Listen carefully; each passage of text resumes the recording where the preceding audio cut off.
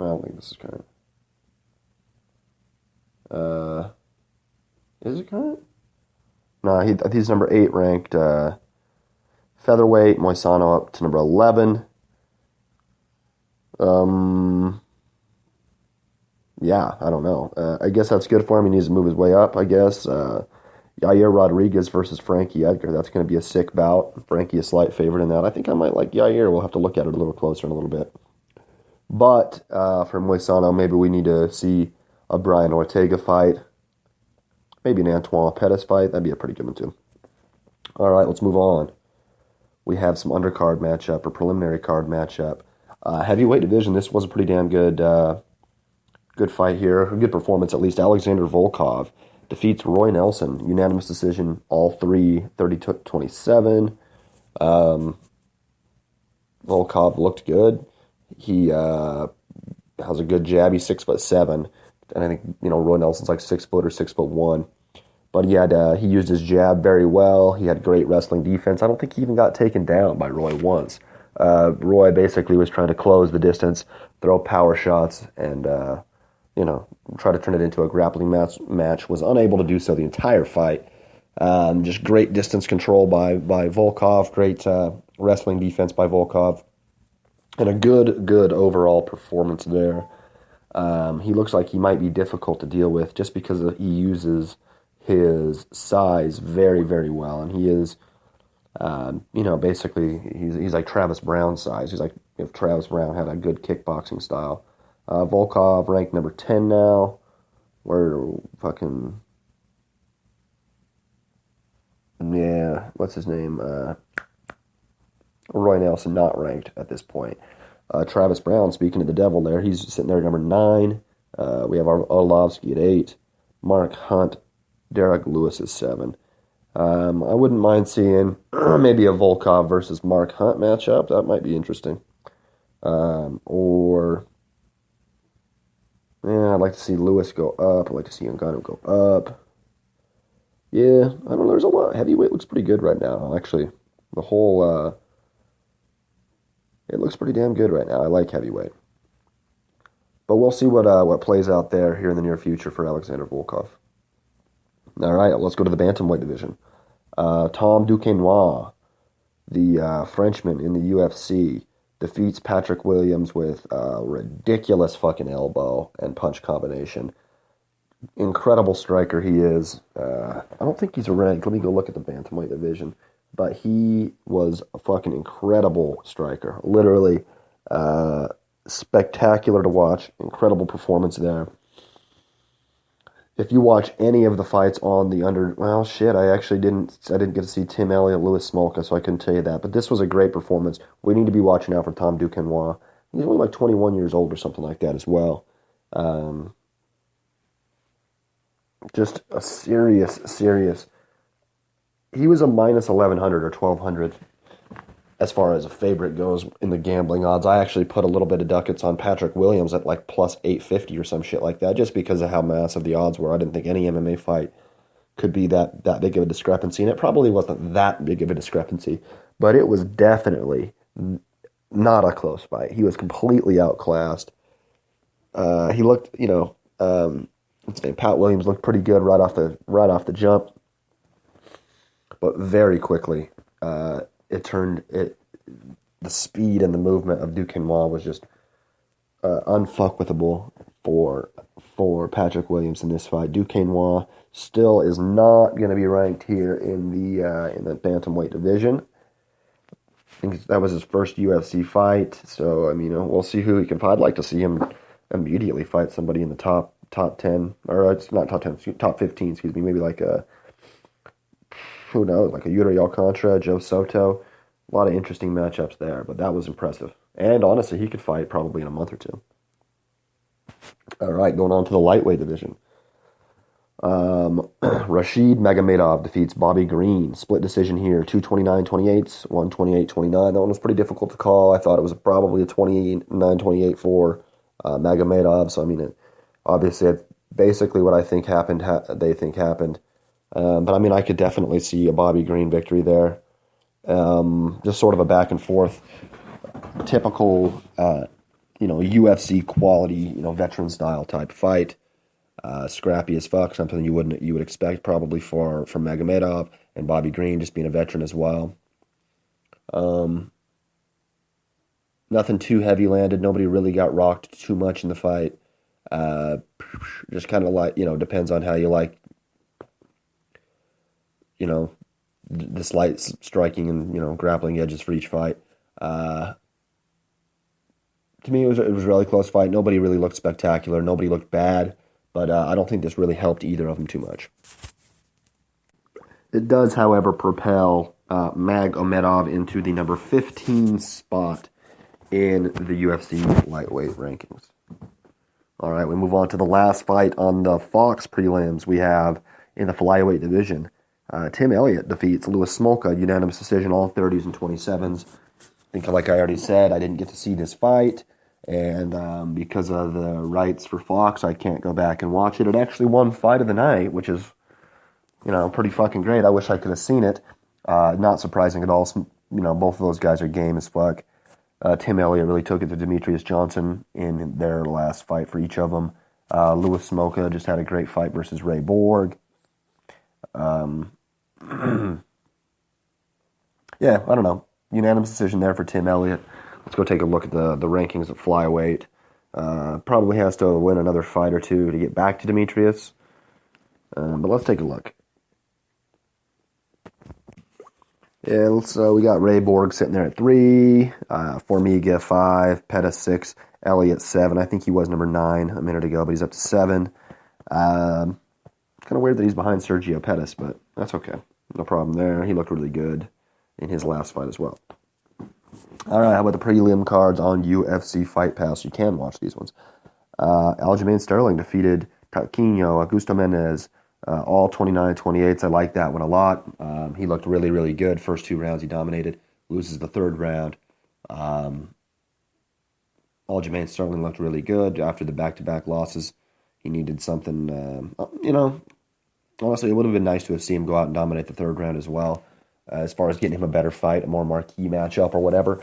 But I think this was probably enough, at least for now. I mean, you just needed to get a W back on the board after the 2 straight L's. Good fight for him. Augusto Mendes, also a pretty good fight considering he was probably outmatched. Interesting to see what comes forth for him. Let's go take a look at the bantamweight rankings again.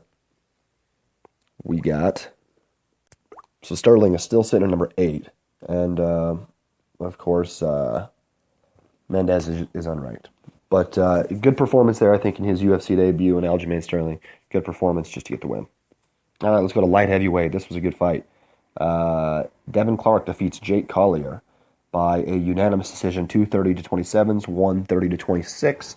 I think I had it maybe a 29-28. But either way, Devin Clark got the win. He looked very good. Collier looked good too. I think Collier needs to get in a little bit better shape. But his striking is good. He has good like a karateka skills and shit like that. Power as well. Definitely stunned Clark a few times. Clark, though, had fantastic grappling, fantastic wrestling, strong. The more conditioned fighter of the two. I think I had Collier winning the first round, but I think I had Clark winning 2 and 3. So pretty much how I saw it. Obviously, the judges completely disagree with me. Good performance for both of them. Let's go take a peek at the rankings at light heavy. That's what that was, right? Yes, light heavy. So both unranked still. I guess not too surprising. Devin Clark hasn't done a ton in the UFC. And then Collier with the big loss, obviously not going to help him out. All right, let's go to the middleweight. This was a great fight. Anthony Smith defeated Andrew Sanchez with a knockout in the 3rd round, head kick and punches. Probably down 2-0, maybe 1-1. Man, Anthony Smith, just a true vet. Basically weathers just a great grappling performance. He weathers getting hit, being the slower fighter in the first 2 rounds for sure. Not so in the 3rd round. Sanchez, a heavy favorite though. Heavier hands, was dapping him up. Getting tagged a little bit himself, but not nearly to the level that he was putting it on.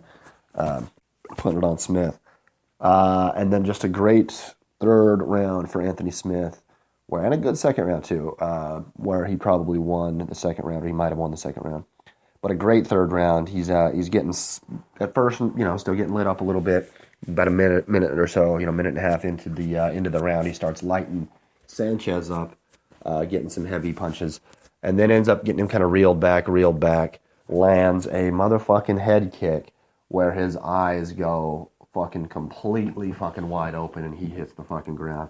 Comes through, grabs the back of his head, and just drops these heavy hammer fists where his eyes were like wide open. It was kind of sketchy looking. They didn't even show the replay of the hammer fists on Fox at all. Impressive as fuck, or even on the UFC Fight Pass, they didn't show the replay. Very, very impressive there. Great win for Anthony Smith. Probably not ranked. We can go take a peek though.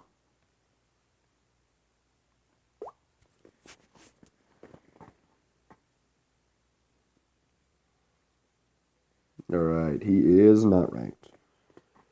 It makes sense though. He's got to stack another win or two. That was very impressive though.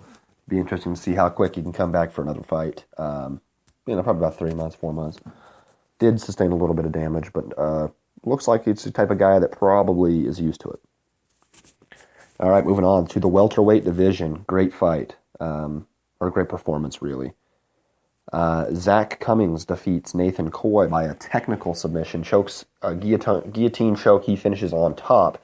Actually chokes Coy out cold. Coy was out cold for like 4 or 5 seconds with the choke. The ref kind of just didn't manage to see that he actually kind of tapped. It looked like he tapped right before he went out, about 5 seconds before the ref intervened. Kind of a bad play by the ref there. Excellent submission. Excellent performance by Pat Cummings.